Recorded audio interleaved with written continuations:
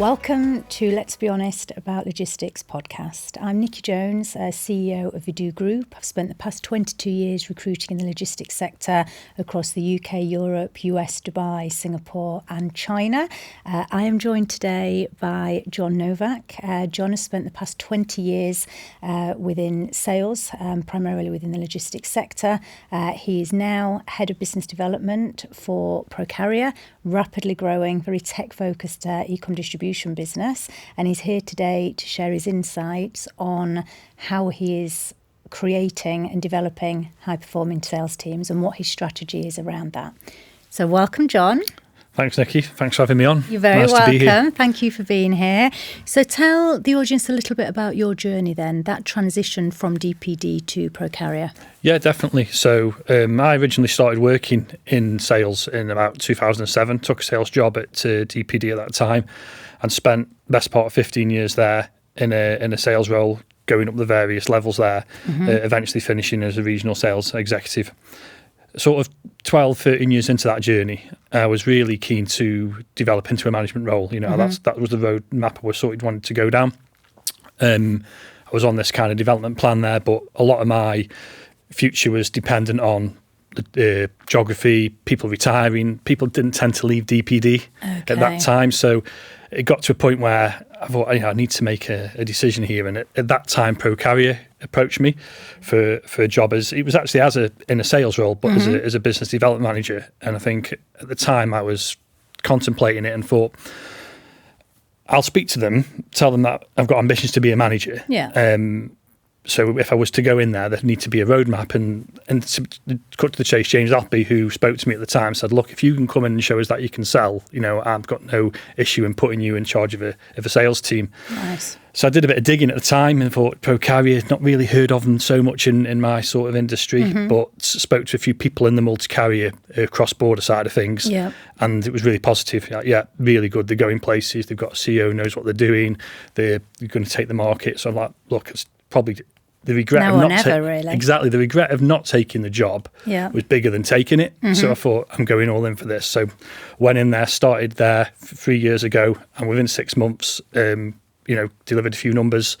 James Appleby promoted me to sales manager at the time. Nice. And since then, I've stepped up into the head of the business development role and now managing a team of 5 salespeople across the country. And how did you find that transition going from a company like DPD to a business that are a bit more agile, have that multi-carrier option? Yeah, it's been difficult. I remember leaving DPD thinking, Procarrier are going to be so lucky to have me. I'm one of DPD's top boys. I'm going to go in there, take it by storm. And I remember the first day I joined there, I think there was only 2 other salespeople working there at the time. And I'm thinking, I'm going to get stuck right into this. And I learned very quickly that what was a great account in DPD wasn't necessarily a great account in Procarrier because of the way the business is set up, the way the operation functions, the way the collections are done, the way the networks run. It's like night and day. And I think I wrote an article on it on LinkedIn. Yes, I saw that. Outlines the differences between the two, and I compared them to like if DPD was pool, Procarrier is snooker. There's a lot more challenges, a lot more technicalities there. Yeah. So it took me a bit of time to get my head around that. But I got there, and now when I look into it from the other side, it is so different. So the way I would compare it is DPD or a corporate carrier can give you, this is our solution, that you fit around us, whereas Procarrier will actually go and build something for you. So a lot of their success came from acquiring, corporate businesses because they were able to go out and build a solution that was very nimble, whereas the big corporates wouldn't be able to do that. But obviously there's challenges around that, so it took a bit of learning. And how did you find the relationship shifted with the retailers then? So the customers that you're talking to, how did they feel that was a value that you were offering multi-carrier options, or did they prefer to work with a multinational as a partner? No, I think, again, this is where the learning comes in. Yeah. It's knowing the right customer to go for. So if you're going for like a standard e-com shipper doing 50 parcels a day, then Procarrier isn't necessarily the fit for you. Yeah. That's not to say it wouldn't work, but it wouldn't be the ideal client. The big corporates that are using multiple carriers on their own accounts, then it is a great solution for them. So once you can actually get in front of these customers, it's actually a very good sell. Right. It's a good sell to put to them because it's more consultative. You're not just going in with a rate card and saying, this is our tariff, take it or leave it. You're actually going, right, what's your business strategy for the next 3 years? Have you got any ambitions to grow into certain countries within the world? And if you have, this is how our other customers have done it. So you become more of an expert in certain fields. Yeah, a lot more consultative. And how do you go about attracting salespeople to this business then, in terms of it being a different sell to what you've obviously had 15 plus years experience of exceptional sales targets in? It's about getting people in who aren't necessarily ingrained in a certain way. So if you're coming from a big corporate background like I did, most of the people who've come from that walk of life, it hasn't necessarily been the right fit for them, because you've almost got to be a self-start, you're self-employed to some extent, Nicky, if I'm honest with you. You've got to go out and find answers for yourself. You've got to work off your own sort of initiative a lot of the time. And I think people who have been in a successful sales role for a long time at other companies don't necessarily want to do that. So it's about finding the right sort of personality, really, the strong characters who can come in and are prepared to do the hard yards at the start. So would you take somebody that is sort of gritty, hungry, driven entrepreneur, or that's maybe not necessarily got that international cross-border knowledge, or is it still really key that they come from the industry? I think having the cross-border and international knowledge is really important, because you'll just be able to pick up the job a lot quicker than someone who hasn't. But that being said, for me, the best salespeople, it comes down to the shoe leather, really. It comes down to the appetite to succeed, the appetite to learn. So, we've brought in people in the past on big salaries, of good track records at big companies, and they haven't worked out, and I've had people who have come in perhaps from a lower starting order who have really knuckled down and worked and built up a good pipeline and are now becoming quite successful. So I think it's a lot down to the personality of the people you're bringing in, yeah. And have you seen a shift since COVID then, in terms of how you're recruiting and the expectations of salespeople when they're looking at new roles? Yeah, I think COVID was massive in sales. I think I look at salespeople now, and the way they sort of their behaviours have so changed since COVID, and even retailers' behaviours have changed. So getting a face-to-face appointment with a customer now is so much harder than it was before COVID. And I think for me, that really affects close ratios. Yeah. If you look at the close ratio salespeople had pre-COVID, when they were doing face-to-face meetings, it was probably 35-40%. Teams meetings is a lot lower. And I think the reason for that is it's easier for a customer to agree to a Teams meeting, because they haven't got to, they know you're not making a journey up there to see them and making a special effort. So they can agree to it because they can cancel it at the last minute, or they can jump on it, not give you the full attention.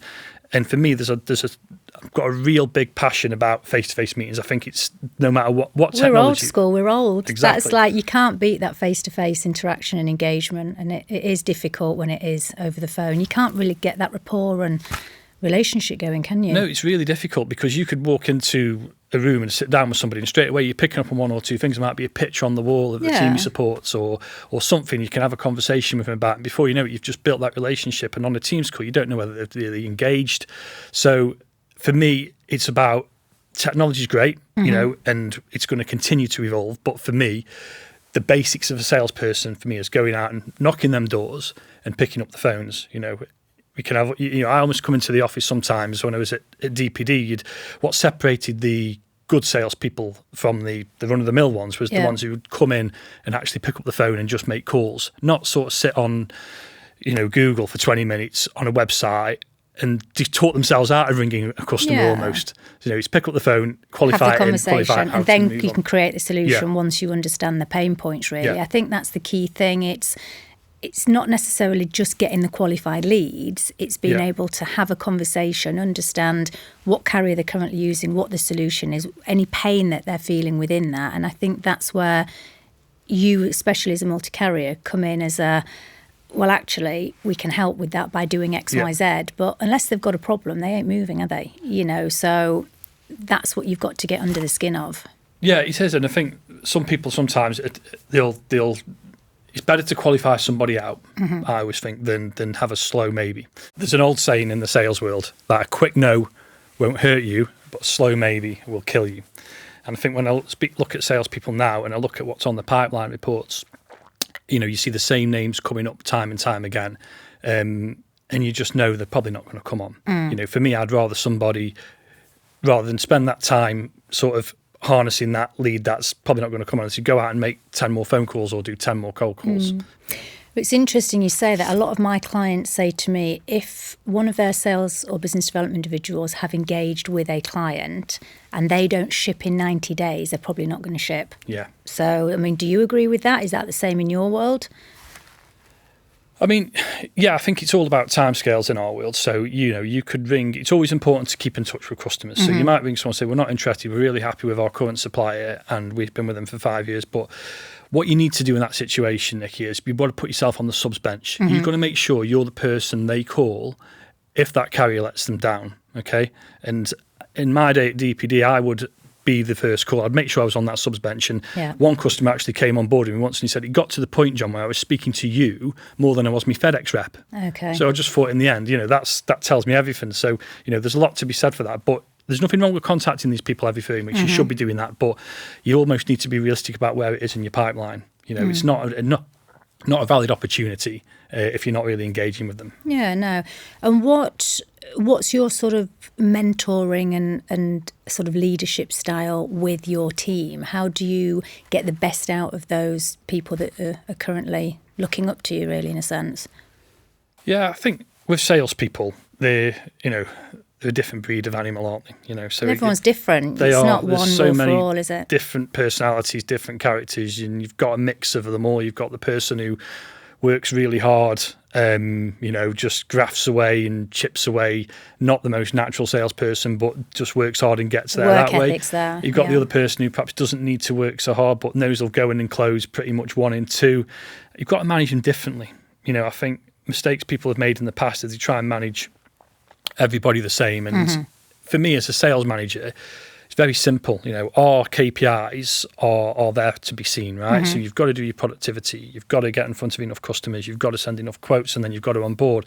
That you can't hide from that. No. That's what it is. So I'm not managing that to an extent. They're managing that. My job is to make sure that, you know, I'm supporting them, I'm developing them, almost leading and inspire them where I can, and just making sure they're going on the right path with things. And you don't strike me as a draconian type manager. You know, I can imagine you're sort of leading from the front, you're hungry, you're driven, you're getting everyone G'd up in the morning. So do you personally bring new business in within ProCarrier, or is it purely on the management and direction of the team you're leading? No, it's a bit of a hybrid role. So, Okay, nice. You know, when I transitioned into the sales role, it was always agreed that I'd still go out and sell deals, you know, because that's what I want to do. I want to show the team that, you know, I'm an old man now really in the sales world, and they could knock spots off me, Nicky, but, you know, I still love to do a deal, you know, and I'll go out and I'll speak to customers. Well, it's in your blood, Yeah. you know, 15 years with another company in the industry, that's where you've come from, isn't it? You like to get out there and sell. And obviously, you've got to, because we're in ProCarrier is such a fast-paced business, we're constantly bringing in new products, launching new services, working with new suppliers.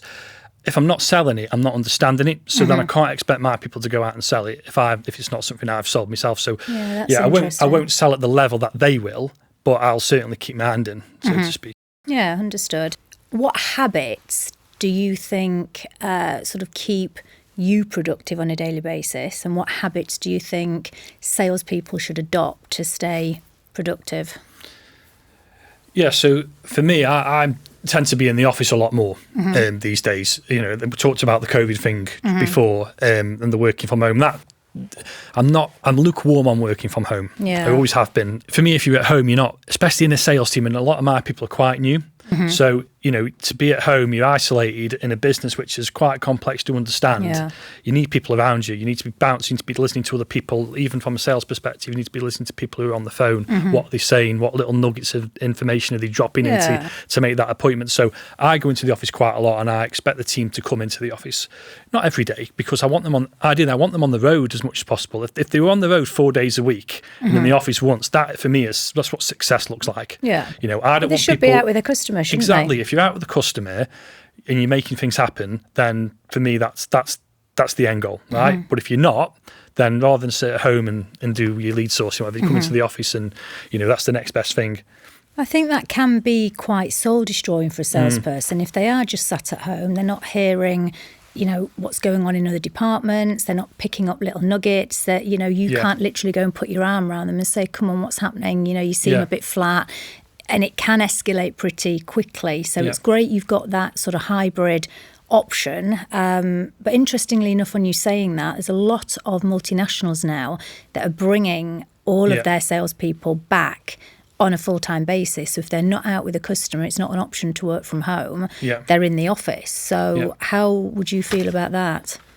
I think the role's a sales job is flexible for me, and then people are productive and making things happen. I've got no issue with give and take. So if someone says to me, I want to take my kid to a football match, I kind of leave at 4:00. Of course you can, absolutely. Family comes first. But by the same token, if I ring you at 7:00 on a Thursday night because one of your customers has got a problem, I expect you to return the call or pick up the phone. It works both ways. It works both ways. So I wouldn't say you're into the office every day. That's not, for me, that's not the way forward. The way forward is, look, I want you getting the most out of your time, okay?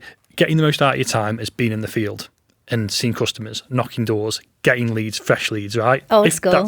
Old school. If that's not available, then you're in the office and you're learning, okay? And it's as simple as that. Yeah. So have you changed how you're recruiting to find these sorts of people then? Because obviously with the industry changing and, let's be honest, it's been tough in e-com sort of distribution, especially cross-border, for the past probably 18, 24 months. Do you feel you've sort of struggled to get people that have got that appetite to want to get stuck in and get moving, or have you been quite lucky with the people that you've found? I think for where my sales team is now is in the place I'd want it to be. We've sort of learned some lessons along the way, but now I've got a core of like 4 senior salespeople.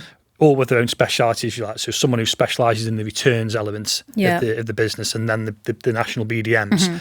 I think if I was to recruit further, I would actually go for a junior person, somebody with probably very little sales experience, almost come in with that mentality of knocking the doors, learn, almost like an intern position, coming in, learning the ropes, and then transitioning into that senior role. Because I think the lessons we've learned in the past is getting all the big hitters in, it doesn't work, and we learned that the hard way. Well, I think it's difficult with companies need to start focusing now on that next generation of talent, you know, because otherwise you're moving a very small talent pool of people, especially in sales and business development, from specifically cross-border sales, and they might move for an extra 5 or 6 grand basic salary, but they're under restrictions around, being able to bring their clients. And to be fair, you wouldn't want them to bring their customers or the clients over, because if they leave you in 12, 18 months, they'll do the same. So do you feel, looking as a business, you're of a certain size now,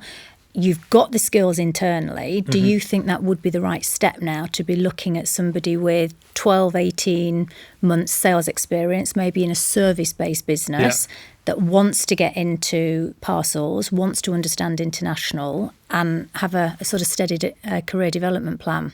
Yeah, 100%. I want them to come in and learn Pro Carrier to within an inch of its life. Get right under the sort of bonnet to that and understand it, because a young man with no sort of predetermined ideas, it's very easy to do that. And I think when you've got people coming in who are nurtured a certain way and expect a certain process, that's half the reason people are failing when they come into these businesses. And it's not just Pro Carrier, it's probably other businesses that are similar to us. Yeah, I understand that. That makes sense.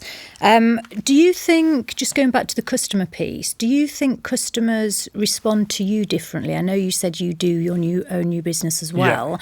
With you now having the option to sell a multi-carrier option rather than an own network?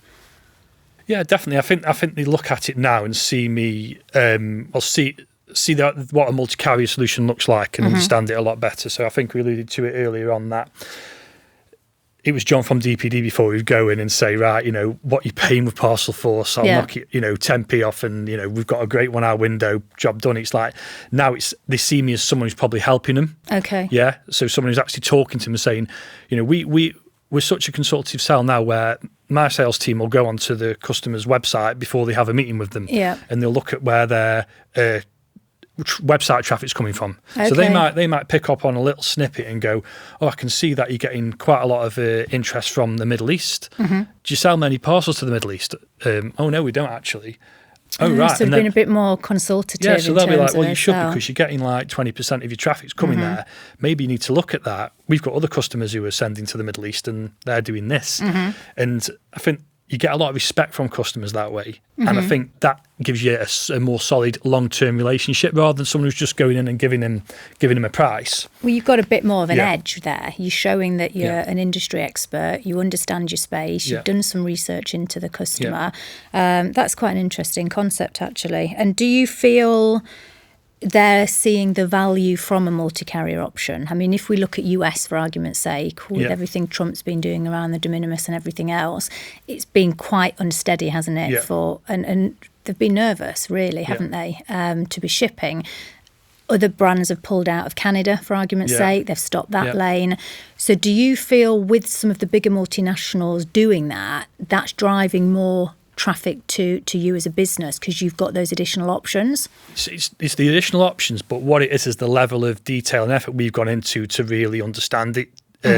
So when the changes started to come in, the first thing that Ryan did, he flew out to the States, right? I'm going to understand exactly what's going on here. I'm going to understand what the options are going to be for the customers.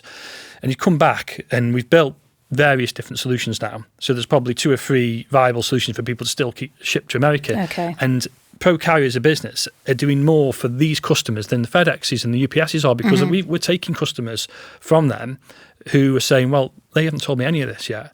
I'm just getting like a standard bulletin email coming out saying things are changing, whereas we're actually saying, well, you've got this type of clearance available to you, or you've got this, maybe a B2B2C solution. So there's loads of complexities around it, but we're going there and we know what we're talking about to these customers and they're seeing that and going, right. So you're enabling them to still send parcels to America. But not only that, most of their competition is switching off. Yes. So they're probably making even more out of it. So 100% retailers will love that because that's something that a corporate won't be doing for them. No, understood. And have the changes, have your sales team sort of embraced those changes? Are they sort of in their own lane doing what they're doing, or have they sort of thought of new ways and have they started to think outside of the box about how they're approaching customers? I think what they've done, certainly with the America stuff, is they thought, it is uncertain. And certainly up until about 4 weeks ago, it was a lot more uncertain. During that time, a salesperson sort of reverted to type and just, I'll sell what I can, which is the domestic solution. I'll sell Europe, I'll sell Southern Ireland, I'll sell anywhere but America just to keep things ticking over. And that was my message to them is, look, we can't just get hung up on customers who are waiting for 4 weeks to make a decision. Go and get the business we can go and get, and go and think a little bit more outside the box with it. Okay. What do you love about your job, Jon? I love managing a team, and seeing other people develop and come into role. I'll enjoy probably the spontaneity of it. That is just like, you can come in one day and be told, oh, we're doing something else today and we've taken on this project. And I think it's never boring. There's never 2 days the same. No. It's the uncertainty, but it's the ambition of the business I'm in. And the pace it moves at is what really keeps me interested. And I think we look at Pro Carrier now, it's not the finished article, but it's almost unrecognisable from the business I joined 3 years ago. I think when I joined, we were selling maybe 1 or 2 domestic services and we had a Europe. Now we've got flagship US service, really good services to Europe, domestic services for pretty much any carrier we want. So, it just continues to change. And do you feel the salespeople vibe off that then? Do you think having them around and in the office, do you see a difference in them to when you're having conversations with them at home? Are they sort of picking up on this energy? And yeah, definitely. Yeah, I mean, it's hard not to because the business is still, Ryan still likes to touch and feel everything within the business. So he could quite easily ring one of the sales guys up and say, oh, well done on landing that account. I've heard good news on it. And it's really nice for a salesperson to get that. When I used to get that, it does make you feel good. So yeah, there's definitely good vibes about it. Nice. Well, I noticed something he did on LinkedIn actually about the next generation of talent. So the fact that he's even close to sort of interns and apprentices that are coming in, that's quite unusual for a CEO. Yeah, but I think he recognises that we've got to build a future, and I think, like I say, the thing with these businesses, when they grow so quickly, you need succession planning, don't you? So there needs to be a new CEO at some point, when Ryan decides he's going to move on. So you've got a succession plan. So yeah, bringing the interns in is really good. What do you think keeps you motivated? I know obviously you're very people focused, and I can tell you get a vibe off your team doing well. Yeah. But what's the thing that's getting you up in the morning and keeping you driven and hungry? Just because I feel like I'm part of the story. When I'm at Pro Carrier now, and I see the difference that I am making, so I can speak to Ryan very candidly and go, or Ben, my sales director, and say, I think we should be looking at maybe doing this, or have we thought about trying this? And be like, yeah, I think we can run with that. And to have that. Oh, so you've got a voice. So they're quite receptive to people. Exactly.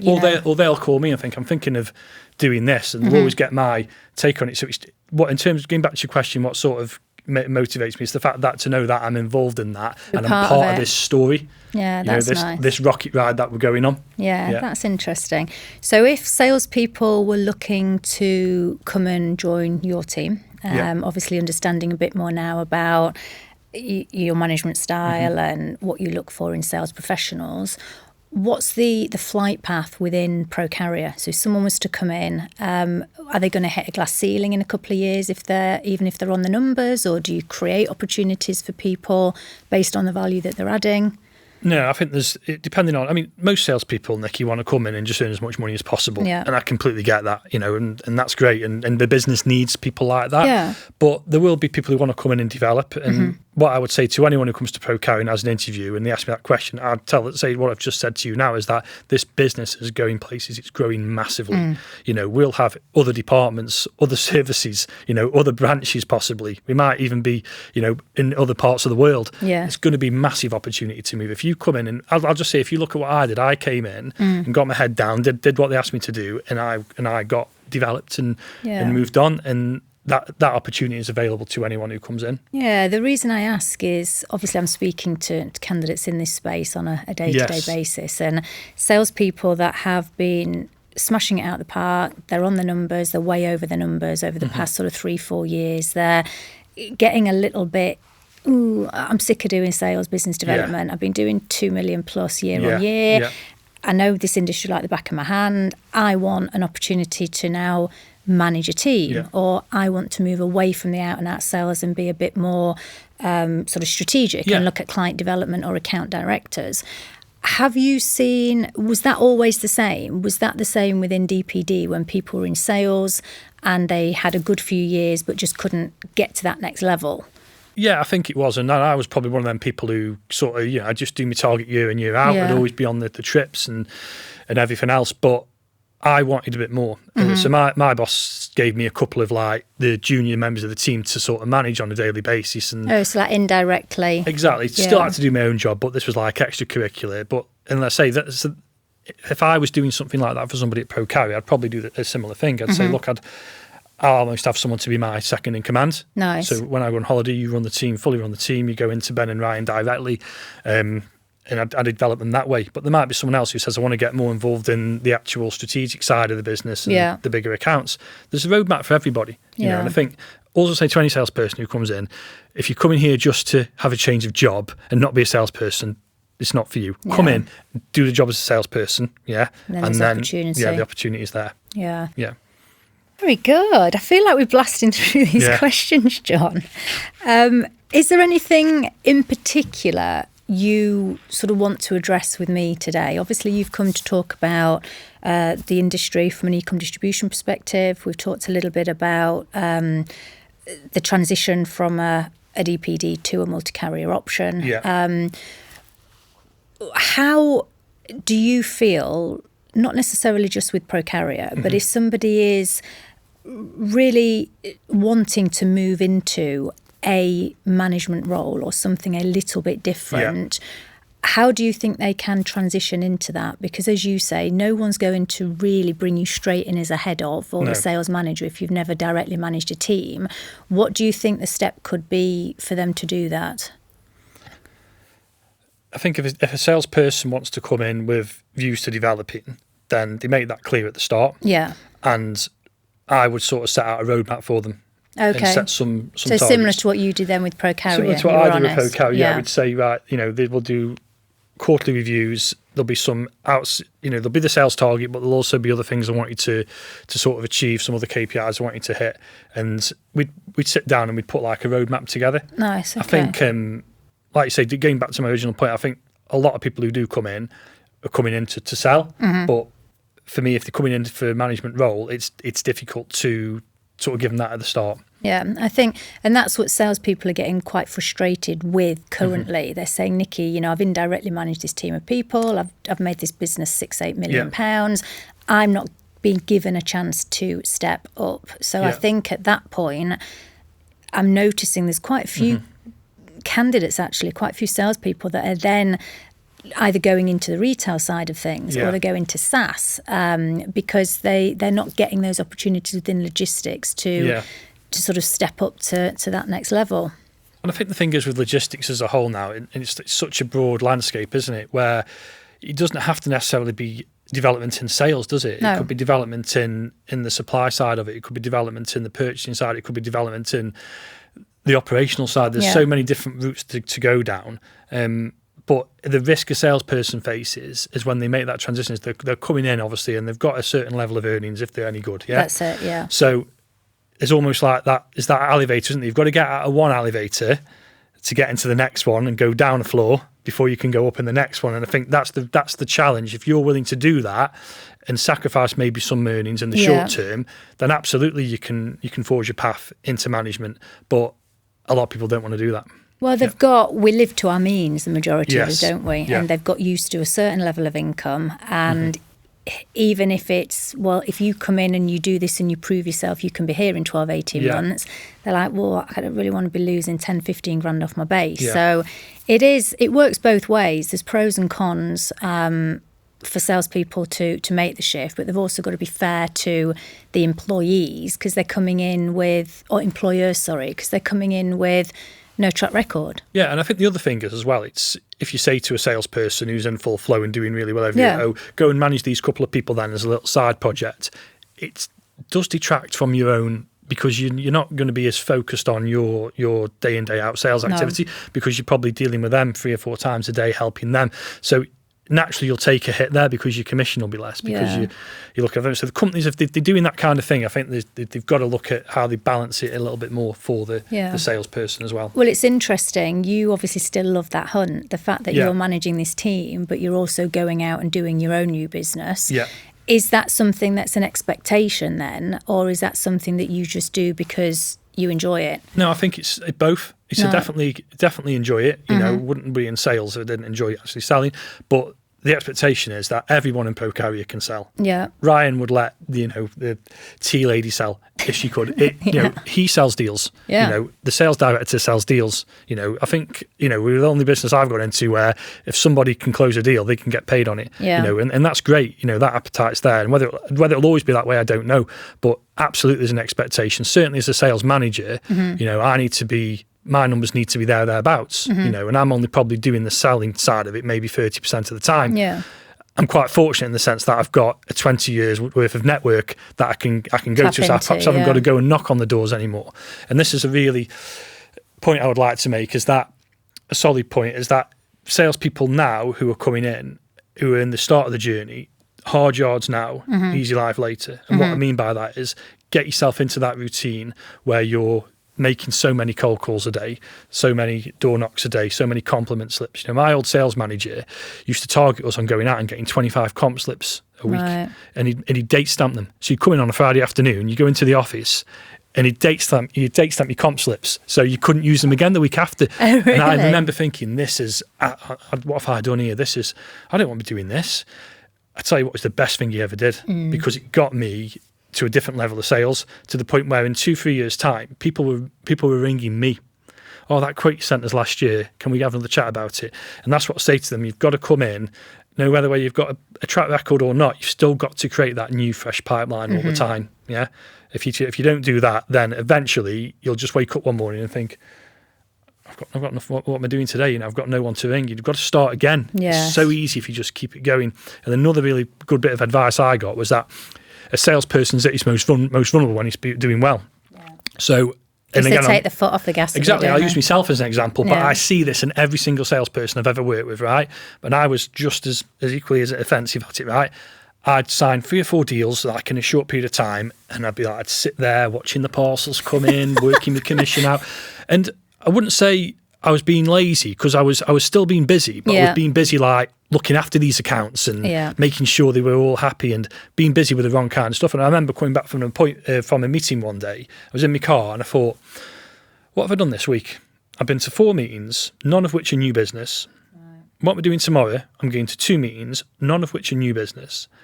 When was the last time I got a credit application form back off a customer? God, about 3 weeks ago. And it just dawned on me, and I thought, so you turn your back on the tide, it's a horrible place to be in sales, because very quickly it will just call, because you're only as good as your last sale, aren't you? Yeah.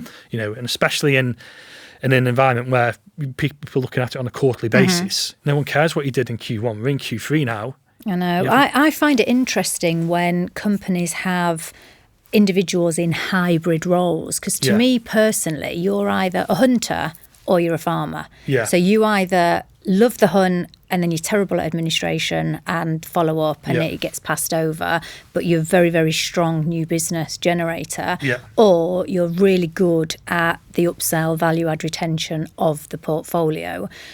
What do your salespeople do? Do they focus on new business, or do they also have to sort of grow their existing portfolios? The end goal is to get the salespeople to sign an account on the Tuesday, hand it over on the Wednesday, and never really get involved in it. That is what perfection looks like. Yeah. It doesn't work like that. You know as well as I do, and a salesperson who's been chasing a deal for 3 years finally gets that deal. There ain't no way they're giving it to someone else to look after. Right? No. And I mean that with the best will in the world, because we've got some excellent account managers. But I just think no one is as invested in that customer as you are at that moment in time. But there is a time when you need to step back.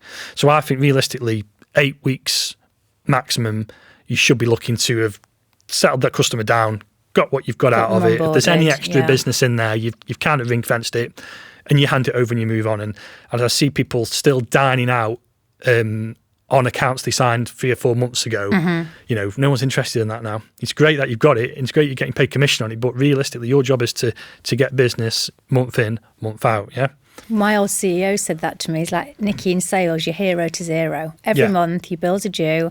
You've got to get money on the board. You literally start again every 30 days. And I think sometimes when you have got those accounts, like you said, you can fall back on, it can lull you into a bit of a false sense of security. Oh, we're doing really, really well. And before you know it, 2 months have gone and you've made 10 calls, you know. Yeah, no, we've done a lot of stuff at Pro Carrier to try and keep the focus on new business as opposed to existing business, because if somebody's got historical accounts from years ago that they're still doing very well off the back of, is their motivation going to be the same as someone who's new to the business, who needs to get that commission up? Well, I was thinking that because you offer lifetime commission, don't you? Yes. So that's why I was thinking, how does that sit with the sales teams? Are they still hungry and driven to crack on, or? Yeah, well, we did have some challenges around it. So last year we brought in a banking mechanism, which basically says, of course you can have your commission on the life of your account. And that's what we told you could have. And Ryan wants his salespeople to earn good money. Yeah. He wants everybody to be really well off and get the success. But we also said, look, if you're behind on your year to date target, then we're going to take some of that money off you. Not forever, but we'll bank it. Oh, so like target. A split sort of tier system. So they've got a KPI on the new business and then on the...